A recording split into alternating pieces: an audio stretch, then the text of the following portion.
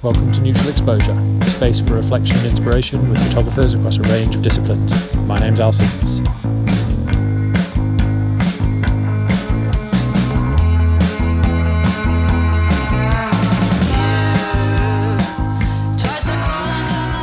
In quite a few interviews that you've done, you talk about how you started out and how you kind of formed your career in Copenhagen. But as a little bit of background, what took you to Copenhagen and how long have you been based out there? I've been here for 15 and a half years now. And I was working as a ski bum in France, and I met a Danish girl. Yeah. And she was moving back to become a nurse, and I just followed her because I had nothing better to do. And then I stayed, and I broke up with her and found another Danish girl, and now I've got the kids and the house, and I'm here. And life is very much in Denmark now. Yeah. I can't imagine moving back to England now. But I wasn't living in England for a few years before I moved here. I was kind of bumming around a bit.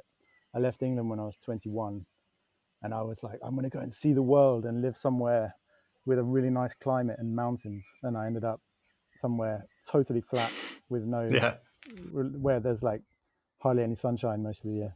Okay. But so it was skiing and life on the mountains that was drawing you at an early age, or? Yeah, I wanted to get out of England. Actually, I was I wanted to go and explore the world and have some adventures. And yeah, I finished university when I was 21. I did philosophy with politics, which didn't really lead me anywhere.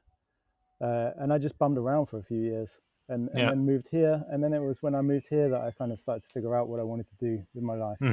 Okay. And in terms of your, I suppose, younger years, were you always fairly creatively minded? No, not really. Actually, I was a pretty late starter. I had a camera when I was a teenager, but it was mostly just for taking pictures of my mates and if something was funny, I took a picture of it, or if there was a party. But I don't think I was ever trying to take a good photo, and it was just point and shoot. And I wasn't really interested in trying to take a good picture, to be honest. And I wasn't really doing art at school or anything like that. This stuff all kind of came when I was in my 20s. I was like a really late starter. I taught myself graphic design. I learned to use Photoshop and Illustrator and stuff like that, and started working as a graphic designer. And then picked up a camera while I was doing that, and that became my new thing. And then I went all in. But yeah, I think it pretty much started when I was about 27. My dad bought me a DSLR. And that was like my first proper camera, a Nikon D80. And then it just kind of, it went from there. Then I got hooked. Okay. So what sort of stuff were you shooting when you kind of stepped over from graphic design? Was it product work, or? It was all sorts of rubbish, like travel and street and the kind of cliched things that everybody starts out with, and that maybe is like everyone has to start out with. You have to you have to start taking photos of something. But yeah, I would go on holiday and see like a cliched old person sitting there and ask if I could take their picture and that kind of thing, and then I got more and more interested in it, and I started to buy a lot of old film cameras. Okay. Because I realized that they were really cheap and they were really beautiful. I was kind of fascinated by the cameras themselves. And they were so different, all of them. Like you could just you could spend £5 or you could spend £100 and get all sorts of different cameras that had like a different look. And I got really into that and built a dark room in my apartment. And kind of made this really scratchy black and white kind of arty, fine art / street photography kind of stuff. Yeah. And then I decided at one point that I wanted to take it more seriously. I wanted to make a living, because I was still working as a graphic designer. It was just a hobby. And then how am I going to do that? How am I going to make a living doing this? How am I going to actually get someone to pay me and not be competing all the time with other people? And I couldn't see black and white scratchy photography was going to get me very It was far going to very be quickly. that would be a tough ride. Yeah, I'd have to be. Yeah, I think I wanted to. I wanted to be like Roger Ballon or something like that. You know, Okay. that would be the dream. Yeah. But I also was pretty realistic. That wasn't going to happen. Yeah. So how did you transition from scratchy black and white to almost the polar opposite? I spent a while thinking about what is it that I wanted to take pictures of. You know, like I just had a kid, and I realized I needed to get paid for doing this. If I'm going to like stop my job and go and do this, I can't just arse about. I need to try to get, I need to make it into a living, a sustainable living. Yeah. But I also wanted to do something that I thought would be really interesting. And fashion, I was working at a clothing company, a fashion company, and I was doing all the house photography for them at the time. And it wasn't really interesting for me. I mean, it's fun and everything, but I felt like I'd seen so much great fashion photography and so much really boring photography, and I didn't have anything to add to that. And then fine art wasn't going to work. Taking portraits, there's a million portrait photographers. Um, Band photos, yeah, that's not going to make me much of a living. And then I saw some work by a couple of photographers in particular, Wolfgang Sievers and Maurice Broomfield, and they were taking pictures of big industrial facilities back in the 50s and 60s, when oil companies were really proud of their oil refinery, and they wanted to show the world, look at our amazing oil refinery, see how big Yeah. and clever we are. Before that went really out of fashion, and they wanted to try to hide all of that. But I just saw these pictures and I was like, this was a whole world opened up to me. It was literally a light bulb moment. I saw it and I was like, that is what I'm going to do. And I put all my film cameras in a drawer and closed the drawer and went full on color digital. Changed my style quite a lot, and never looked back. Okay. Yeah. And was it the subject matter that drew you to those photographers in particular, or was it the aesthetic of it, or kind of mix of the two? It was a mix of the two. It was that I thought it looked really, really cool and interesting and out of this world, and I thought if I can go to those places where they take those pictures, I'm going to have an amazing time. I'm going to have life experiences, and I'm going to see things that other people don't get to see. Yeah. And there's probably some companies there that have some budgets as well. It was a nice little thing on top. But that was just a nice bonus. I mean, I got really excited about the stories and the things that I was going to see. Sure. So from that point of realizing, what you were what was going to be a good route to go down, or a route that you wanted to go down, what were the first projects that kind of picked you up momentum and got you going? I started off by trying to ask any of my friends or family if anybody worked in some kind of factory or laboratory or something that I could get access to. And I didn't have a lot of luck. One guy got me into like an offset printer in London, like a really small one. And I spent like a whole day there photographing every corner and every little piece of dust and everything. And then like one of the first really big ones, or the main things, was that, at the beginning I just had to build a portfolio because I wanted to get published in like really high-end magazines, and I wanted to get these companies to hire me to photograph their stuff as well. And then I had to build a portfolio. I had to try. I want the kind of clients that I wanted to approach editorially and commercially. I realized that I needed to come with something good in my bag before anyone would take me seriously. So I tried to just get in anywhere that I could. and I got into a couple of smaller places. But one of the big breaks I had was I went to CERN in Switzerland, where they have the Large Hadron Collider, Mm. and I booked myself on like a public tour, which you can do, but they only show you kind of like a movie, and then you go to like a kind of presentation area.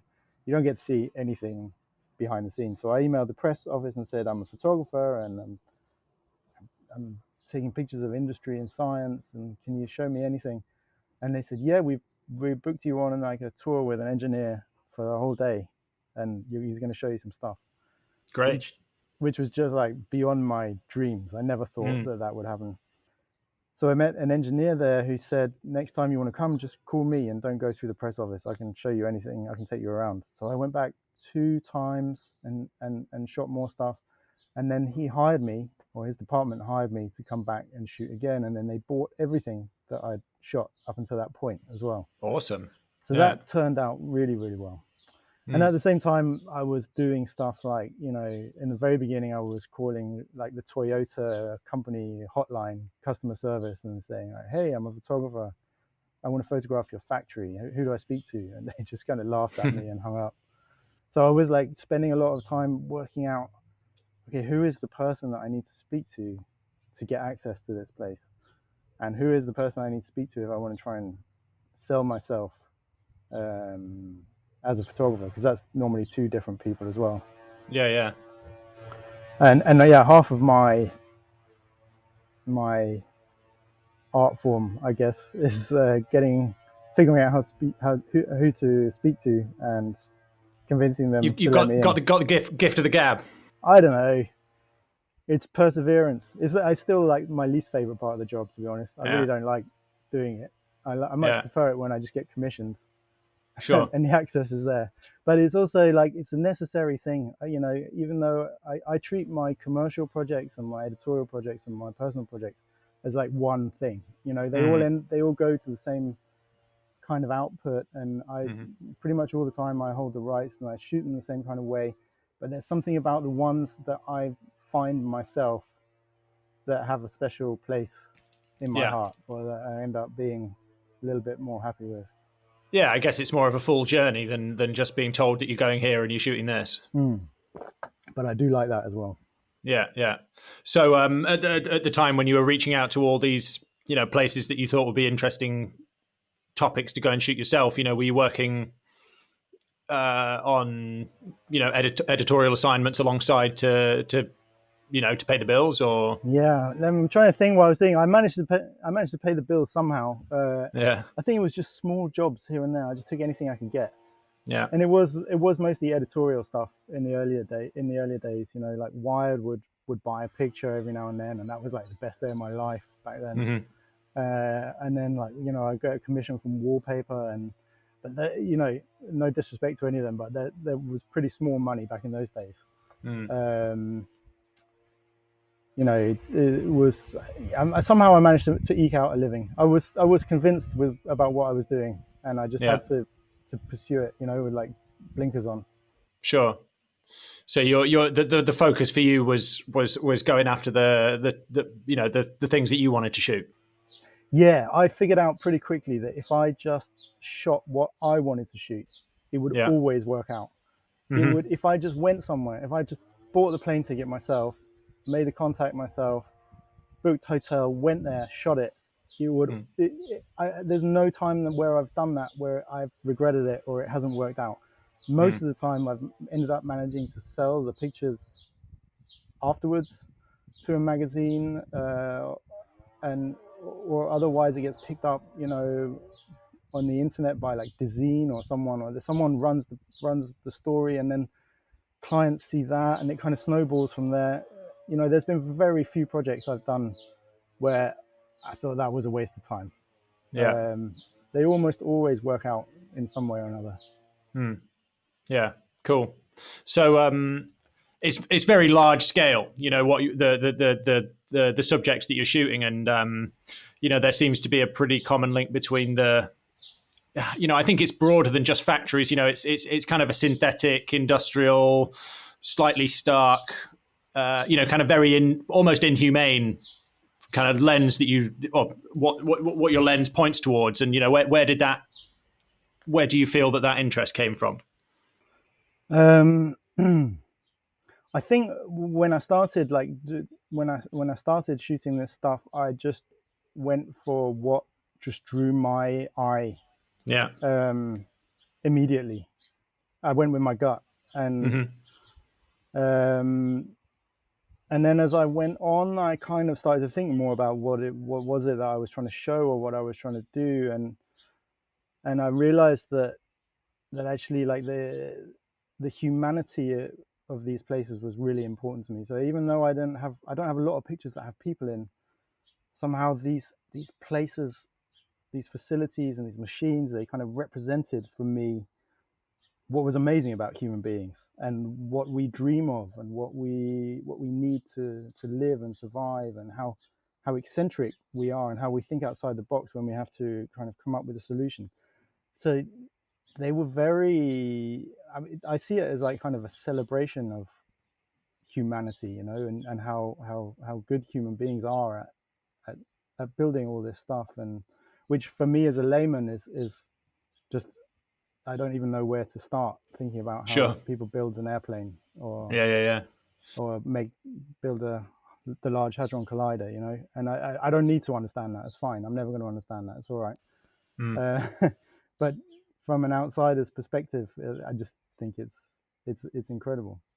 And then for me, there was there was a lot of fun in this stuff. I wanted to show. I want my pictures to be.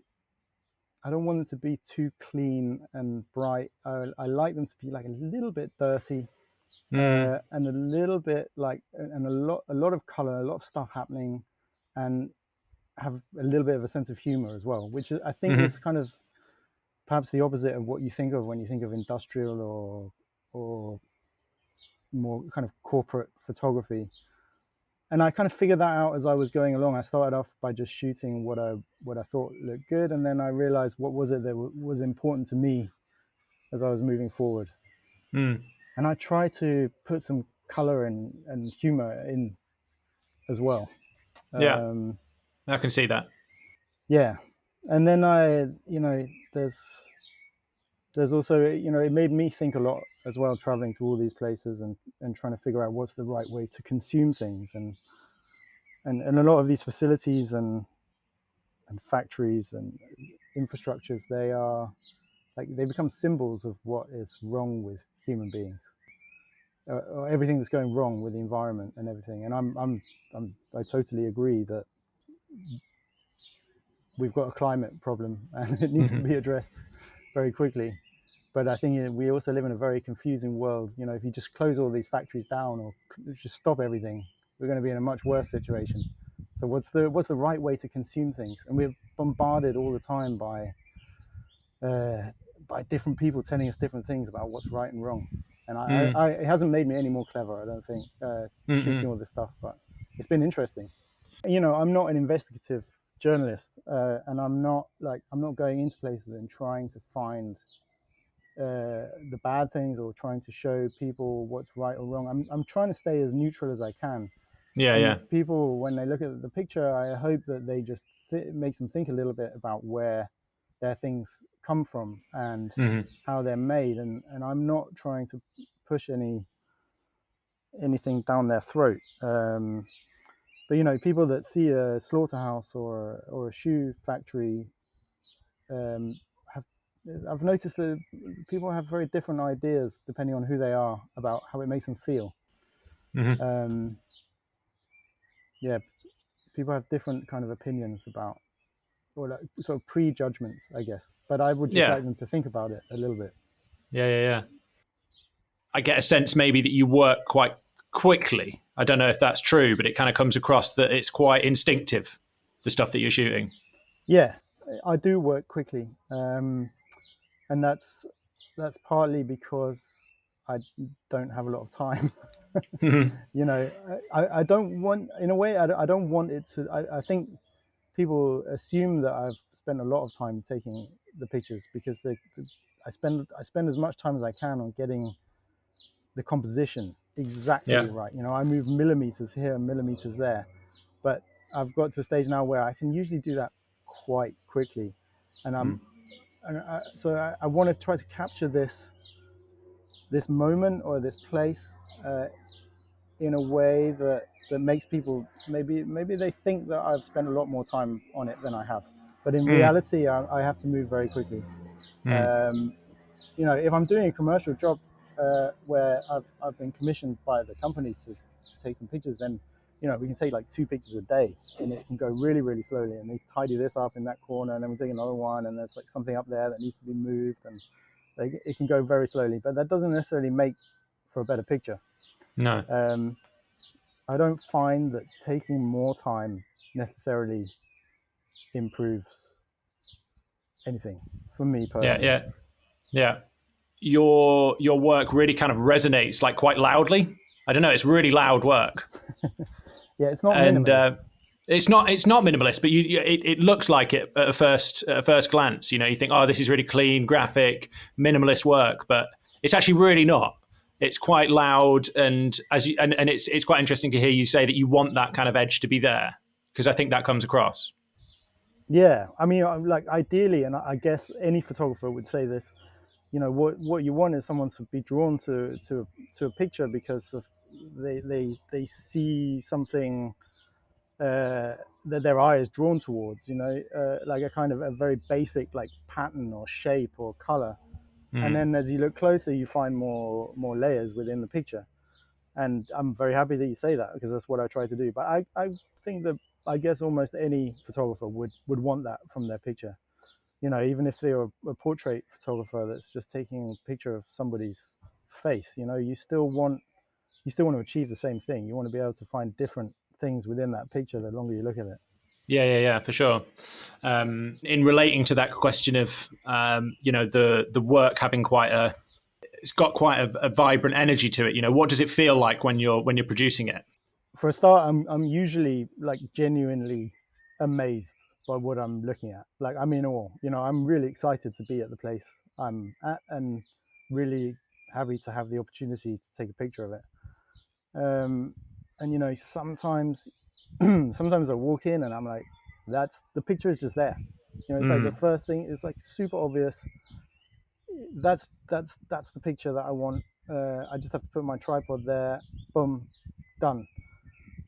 Other times that doesn't happen, and I have to start looking a little bit more closely, and it can be a bit frustrating sometimes when I'm in a place which is super amazing to be in an experience, and visually it's amazing, but finding that one angle that will, like, in one picture capture this thing, it can be really difficult sometimes.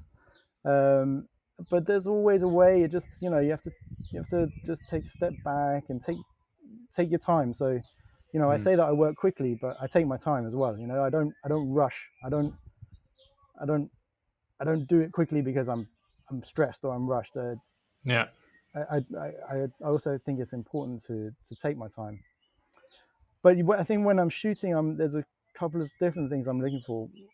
On the one hand, I'm looking for that one picture that can go in Mm. an exhibition or in the next book, or be printed really big and put on a wall. That's like one goal I have, is to find that picture, and I definitely don't get that everywhere I go. Yeah. But another thing that I'm trying to do when I get there is like find a story, is to be able to like come away with a series of pictures that tell a story. And I've gone to places where I've come away from a series which I've been really happy with, and where I've sold it afterwards to magazines and stuff, where there isn't one picture in that series that I've chosen for like my new book. Like it Hmm. didn't. There was not one picture that on its own that really made it, but there was a series that worked really well together. Um, so yeah, I think there's a couple of different things I'm looking for, and in that way, there's always something that I can take away from these Mm. places. And Yeah. again, like I think any photographer would say this, whatever genre they're working in, the best work comes out of being interested in the place that you're in. Like I'm more excited about being there than I am about taking a picture of it. That's almost like an Hmm. afterthought. And if that's the way you're working, if you're like super interested in the place that you are, excited about the thing you're taking a picture of, you're gonna get a good picture. Yeah. That's got it. That's got to be at the heart of it. And do you always work on your own? No, it depends. Um, it depends on the shoot. Sometimes it's me and an assistant. Sometimes it's a whole crew. Sometimes it's me on my own. Okay. If it's a personal project and I have found like a factory that I want to go to, then I will quite often just go there on my own. Just hop on a plane, go there, do it, come back. Yeah. But sometimes I bring an assistant with me as well if I want to do some extra video, or if I think there's some extra stuff that I want covered from like a slightly different angle, or I want to shoot tethered, or maybe we need some lights for this one, or if it's going to be a little bit more complicated in some way or other, then I'll bring an assistant as well. Yeah. Okay. But I quite like that mix of working in lots of different ways. I like going on my own to places and having this adventure on my own. I also really like working with like a big crew, like when there's a lot of people around and there's a good atmosphere, and you know, the only thing I have to concentrate on is like the the creative, the aesthetic, like how is it, and then someone else is doing the move that bin over there and do this and do that, and there's I think there's a good atmosphere a lot of the Yeah. time when you work like that as well. So it's nice to mix it up. Yeah. And what is it that's attracting you to a certain subject? Is it kind of the subject itself, or is it the aesthetic that you think is going to be available, or kind of what kind of thread do you see that ties the different bodies of work together, if there is one? Yeah, well, I mean, one of my biggest inspirations is like this. What is it on the National Geographic channel? Like how things are made. It's Oh called. yeah. I haven't, to be honest, I haven't like even seen that many episodes, but every time I see it, I really like it, and I think, there's like there's a couple of different sides to my work. One is that I want to draw people in on like a kind of a deeper, more artistic level, and then on the other side, I want it to be totally open to anybody that doesn't necessarily understand it, and just like show what is happening in these places. Just open some doors to places that people don't get to see. And so for me, my inspiration can come from like reading the news about a new like particle physics laboratory that's just been opened under a mountain somewhere, and I'm like, ding, okay, that's going on Yeah. my list of places to Yeah. go. Or it can be sitting with like a pencil and thinking, where did this pencil come from? I wonder what the factory that makes this looks like. And then there's endless possibilities. So and I go through spurts of, okay, now I'm gonna be really productive, and I'm gonna send out a lot of emails and be very kind of like, okay, starting new projects, and then I can go through a few months where I don't do that at all, because it's not my favorite part of the job, like Yeah. Okay. cold emailing people, but it's got to be done. Yeah. And there's various projects on your well, maybe it's more in the blog area of your site. There's text which goes alongside the pictures as well, and I think some of those are maybe the text that's been lifted from an editorial. But are any of those words yours? Is note taking as you go around part of the process as well? Yeah, I quite often write stuff to go with the pictures and do interviews with the people that I talk to. And I started doing it at the very beginning, actually, because it started off as like a blog I had where I would put the projects up, and I just thought it gave an extra dimension to the Yeah, it pictures. does. Yeah. And it gives, I like a picture to stand on its own, but I also like that when somebody wants to know more about it, there's information there, Yeah. that they can read about. And I go up and down with how I feel about the writing. Sometimes I like it, and sometimes I hate it. A lot of the time, I really don't. I find it very hard compared to taking the pictures. I don't look forward to sitting down and writing the text that's going to go with the pictures, but I definitely think it's worth it. And a lot of Yeah. people have told me that that's one of the things they like really appreciate about my series, is that there is that kind of whole package to it instead of just some random pictures that you Yeah. don't really know what you're looking at. Yeah, I guess it's a choice you have to make. Do you want this to be a complete mystery, or do you want it to actually make sense? Yeah, I mean, I definitely found that like when I start, because in the beginning I would go somewhere and I would come away and I would write about it, just from my experience and a little bit of research. And nowadays I actually interview people when I go, and I found that that really helps. That makes a big difference when you can say things in the first person from people that work there, then it makes it a more enjoyable process for me. But then I suppose that does give it, in having that other dimension, it gives it.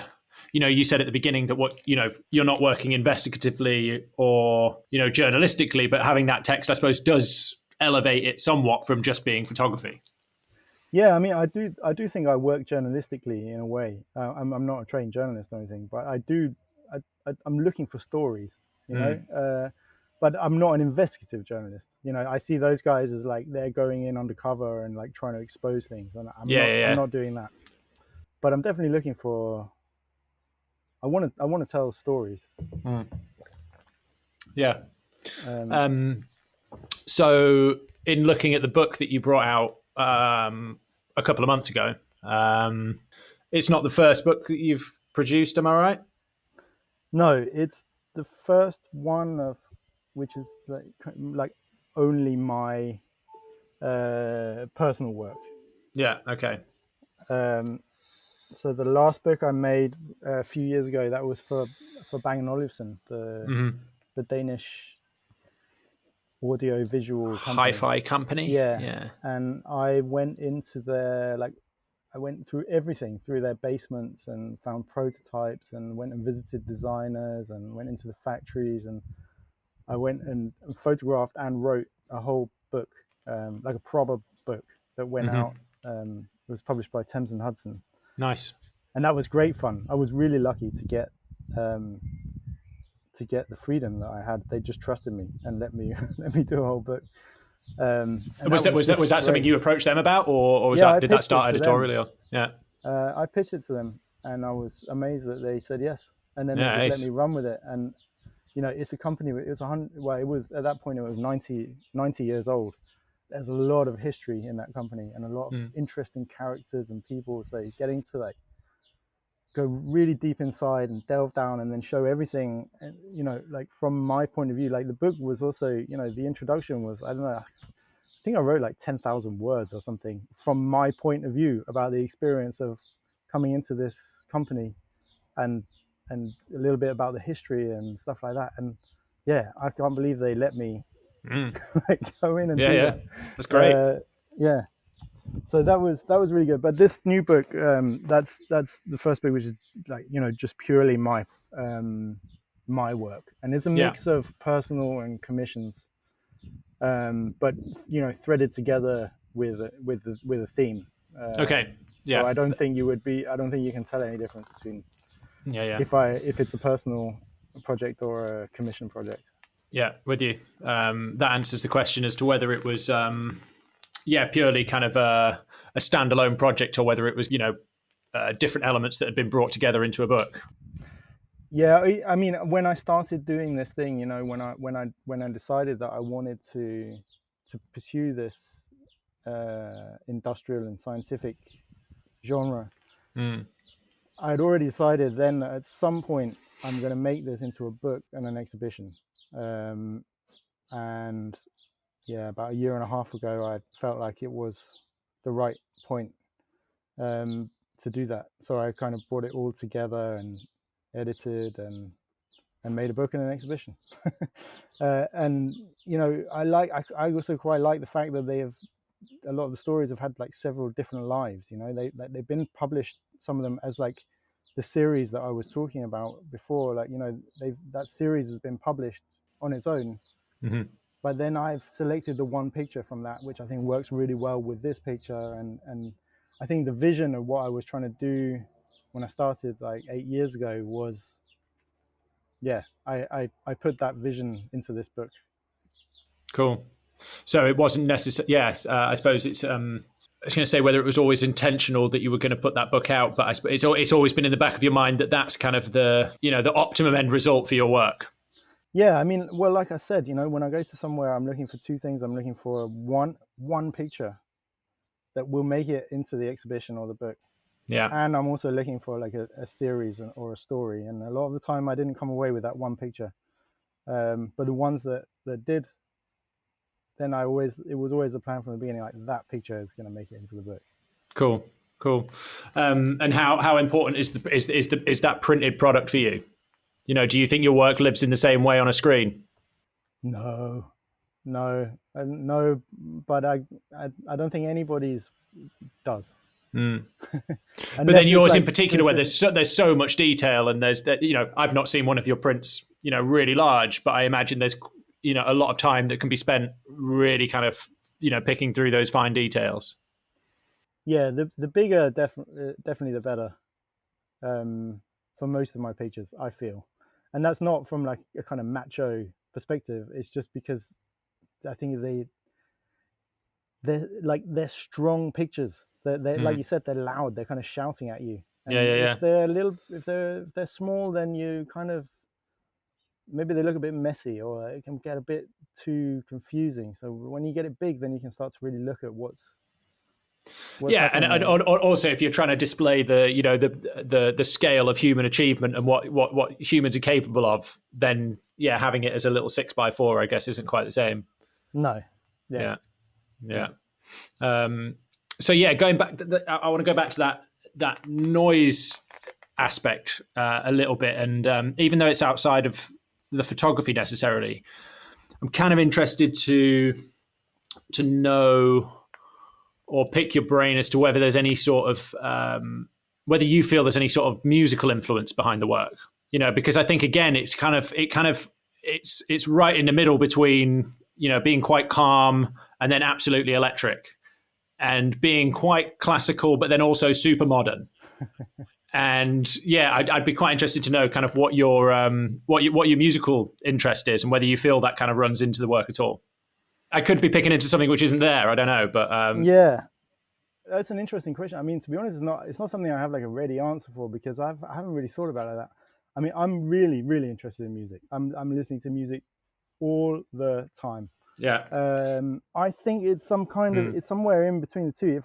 The thing that springs to mind, and it's not something I've thought about before, but it sounds like a bit of a cliche, but David Lynch has always been quite a big influence on me. And I think that you don't see a lot.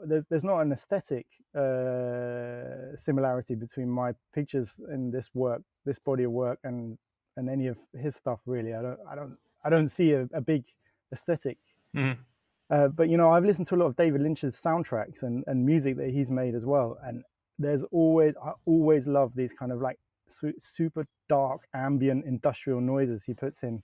And then he comes with like a really nice like rock and roll, like 50s rock and roll number, or like a super smooth like lounge jazz thing, and then it goes dark again, where you get this like and then there comes a really nice sweet singing, and then it goes dark again. And I think that if I had to try to put it together with some kind of music, then it would be something like that, where you get this kind of like, does this picture make you happy or worried, or like a bit of both, or it definitely leaves you with something though. And so I guess his music would make me but it could also be just because I love his stuff, and I think it's very cinematic as well, and industrial. He's got those kind of noises. Because for me, there is really a beauty and like a poetry in some of these facilities and machines, but there's also a dark side. There is these noises, and there's a contrast there. I think is very interesting. I mean, I think if I was in some of it, particularly the stuff that's very kind of 1 point perspective, it's almost like you've got this Van de Graaff generator running in your head, It's just that like that hum that just surrounds you. Yeah. And I'd like to see it large scale. Yeah. Then you can go to one of my exhibitions. I can come to one of your exhibitions. At RIBA, the Royal Yeah. Institute of British Architects at the moment. If it opens again. It opened like a week before the lockdown. I know we're not supposed to talk about the lockdown, but it managed to open and then it closed again straight away. Yeah. Well, hopefully before too long. So in just looking a little more at the position that the viewer takes with your work, and you say that you don't want to kind of make obvious opinions for, you want viewers to make their own opinion over the subject and what have you. How would the work appear differently if you were to kind of put more of your opinion on the surface? Okay, yeah. I mean, like, my starting point is it is like a kind of it's a wow. It's look at this place and look how amazing it is, and wow. That's just my starting point. That's what I'm feeling when I see it, right? That's the first thing that's going through my head, and that's, for me, I think the most important thing to get across. And it's very simple, it's not, you don't need to read too much into that. Sometimes I feel like, I do believe in climate change and that we need to change the way that we live. And should I be putting more of that into my work, that point of view? And in a way, part of me feels like a little bit like I'm kind of obliged to, but it just doesn't sit right with me. It doesn't. It takes away from the strength of the picture itself, if you know what I mean. Then I'm going somewhere else. I'm going to a different place that I'm not that interested in. I think there are other photographers doing a really, really good job of that, and I don't need to add myself to that. So I don't know. I guess I am like, you know,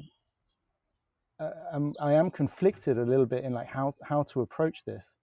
But I'm also, conflicted in how to approach my own consumption as a human being and the way that I live my life. So in a way, it fits quite well that my work should reflect my own personal for sure confusion about where we're going as humans. I don't know. I'm an optimist. Like I'm an optimistic person. Like I try to look on the bright side of life about everything and think that everything is going to be all right. But you also need to be like realistic sometimes. But these machines and facilities and stuff, like stopping them overnight is not going to help. It's the technology that's going to get us out of this problem. It's like I feel like it's capitalism and technology that are gonna be the forces that change the world for the better, by consumers thinking more about where things come from and communicating better and understanding the world a bit better and telling that, moving with shopping with their feet, or what's the expression? Combined with, government regulation and governments around the world really taking it seriously and forcing companies to be more responsible and to create technology which is more efficient and works better. I mean, that's the only realistic way I can see out of this situation that we're in. I can't really think of another way that is going to work. So yeah. Yeah, cool. And do you is there any temptation to bring in any video at all? Yeah, actually, I'm working on a lot of video at the moment. I've started doing more video recently, and it's very kind of, it's like moving versions of my pictures in a way. Well, again, I guess the reason I ask is going back to that volume and that scale. It feels like the next logical step is to bring movement into it. Yeah, I'm working on it. Yeah, it's cool. I have a ton of stuff from the last year or two of shooting that I've been taking video as well, and it's just been sitting on my hard drive. And now I'm supposed to be sitting, fixing it all, but instead I'm Okay. sitting in the sun. Sure. Yeah. Well, yeah. You But can't yes, blame you. it is something I'm working on. Yeah. Awesome. And again, yeah, like one of my big influences has been, I can never remember how you actually say it. Oh, Koyaanisqatsi. Koyaanisqatsi. Yeah. Koyaanisqatsi, you know, Yeah. like Yeah. Yeah. that. I just love that Yeah. so much. It also makes me like extremely humbled, or thinking like, okay, how am I gonna approach that? Yeah. Yeah. Yeah. That was It's made it's a pretty quite a long jaw time ago. dropping film. Yeah. Yeah. Yeah. I thought Koyaanisqatsi and Manufactured Landscapes. If you've seen that. No, I haven't seen that. You'd like it. I have to. It's a lot of factories in China with very, very slow kind of tracking cameras Okay. that Yeah. just go through these huge scale buildings, and yeah, Yeah. I It think that sounds would. like it sounds like it sounds like my kind of thing. I think I've seen I I've think seen it a would couple. chime with you. There are a couple of films like that as well. But then Mm. I'm also thinking, right, if I'm going to start that, then that's been done. So how am Yeah, I yeah. going to do it Do it with fresh eyes. differently, or Mm. you know, yeah, or try to make it more happy Yeah, or yeah. humorous, or like, or yeah, absurd, rather than just like, whoa, okay, there's a lot of stuff being made. yeah, yeah. I hear Yeah, you. I don't know. And what about the portrait elements of your work as well? You know, has that been there from the beginning, or is that something that came in more as you were working editorially, or Yeah, you know what? that mostly came from commissions. It Yeah, started out as coming from commissions. I mean, no, I think when I started, I wanted to try to get people some evidence of life. Or I've mm, always liked kind of slightly awkward environmental portraits, like where somebody looks a bit uncomfortable. Uh, and for me, it didn't sit right that you would have like kind of close crop, like only the upper half of the body, mm, uh, and then this really big shot, and like it wasn't really working. So then my kind of most obvious approach was to try to take a shot of like the scene as I would shoot this room or this place mm. without a person, and then like place a person in there. And I think and then I started to get more editorial commissions to do that, and also commercial commissions doing that. And then it became like a thing that I do and a thing that I did. But from like a personal point of view, in terms of like which of those shots of people make it into my personal work, for example, into the book I just made, there's there's quite a lot of shots where I have like a shot of one place, and I've got one with a person and one without a person. Mm. And most of the time I like the one without the person, because it can also get it can suddenly turn into an annual report kind of shot when you've got a person in there. They need to be in the right place with the right kind of like body language, and for it to not look a little bit cheesy, I think. And then sometimes it works really, really well. Sometimes Mm. it just fits perfectly with the whole picture, and sometimes it doesn't. Yeah, and I'm not sure how intentional it is, but there seems to be a way to put the people as part of the machinery. Yeah, I'm not a photographer that's going in and going like taking pictures of people's faces and like trying to read something into those people. I know that these people have a story to tell, and they've got a whole life, and I can't. I'm not trying to capture that in one picture. And for me, when I'm going to these places, the way that I can get their story across best is by putting them in their working environment, and like you say, like trying to make them part of this machine. But Yeah, yeah, yeah. um, There's there's that idea that people become part of the woodwork, and I think in your portraits, they quite literally are almost part of the woodwork. I don't know. It's something in the way that you position people, or or capture the particular parts of the whether it's hands or what have you. There's kind of they're like an extension of the whole operation around them. yeah, I mean, I think quite graphically all the time when I'm shooting. If something is like not feeling quite right, then I'm gonna move it around. And when I place people in the portraits, I'm looking at the whole scene. You know, I'm not like trying to concentrate on them necessarily. Mm-hmm. But of course, I want to, you know, I want to try to draw your eyes somewhere. Yeah. But sometimes that's the person, sometimes it's not the person. Mm. So again, it's quite instinctive. Yeah, it's Yeah. very instinctive. Yeah. Yeah, Cool. but you know, it's instinctive, but there's also, it shouldn't be too abstract either. There should be, it should, it should have a meaning, or it should tell a story. You should be able to. I would like you to be able to look at my pictures and have maybe 10 or 15% understanding of what is going on, so you can see that something like this is being made. The picture relates to the place that it is. It's not like an abstract corner or a pipe on its own. I mean, I love taking shots of like tangles of pipes and pipes and wires and stuff like that. But yeah. the strongest pictures for me are the ones, and the thing that I'm looking for are the ones that are, you know, telling a little story. They show something from that place which is unique to that place. Because otherwise it just becomes too abstract, and it's like, okay, it's a pretty picture, but what's it? Yeah. What's Yeah. it? Yeah. What am I learning from it? Yeah, you've kind of got to have some information to be able to ask of, you know, the viewer have some information to ask themselves questions about it. Yeah, yeah. So you have like a little understanding of what's there, but you maybe hopefully want to find out a bit more about it. Yeah, for sure. And what's it like always working from the position of an outsider? You know, you said that you're going into these spaces that you may never understand, and you're going in as a layman. You know, do you kind of thrive off that position of as being a photographer on the outside? Yeah, I quite enjoy it. I mean, I've never thought, okay, I'm going to become a particle physicist, or I'm going to learn how to um, work in a sausage factory. Like, Mm, I haven't. My interest is from like a slightly different angle.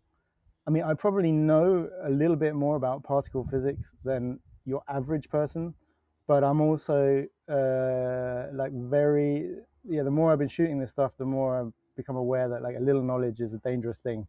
So if I start to talk about, you know, something that I've learned on a shoot or something, I get very quickly. I don't want to say too much because I can start talking all sorts of crap about, and like, and then I will know that I'm wrong. You know, like yeah. and I would rather leave it a mystery and understanding very little than pretending that I know, that I understand more about it. Yeah. Because then it just leads to like misinformation, and I'm just talking rubbish, you know. Like, Yeah. Yeah. Yeah. But but if people want to know about the abstract corners and the pipe work, you're the guy. oh yeah, yeah, yeah, Yeah. yeah. And you know, sometimes I go to places where they totally get why I'm there, and they've been like, I can't believe you. There hasn't been a photographer here before. I've always thought this was beautiful, this machine. And then some places they're like, what the hell are you taking a picture of that for? Yeah. But in general, I meet really nice people Mm, uh, from a totally different walk of life, you know, from like all sorts of different areas that that are not places that I would ever normally go to, and I meet all sorts of like super nice people who are very welcoming, and mm. it's always interesting from that Yeah. point of view. Well, when you say that the commercial and the personal kind of blends together, and there's not really a strict division between the two, you know, that must be pretty liberating. Yeah, it is. I'm lucky like that. I mean, I get hired for the most part to do what I do, you Yeah. Yeah. know, and then Yeah. That's awesome.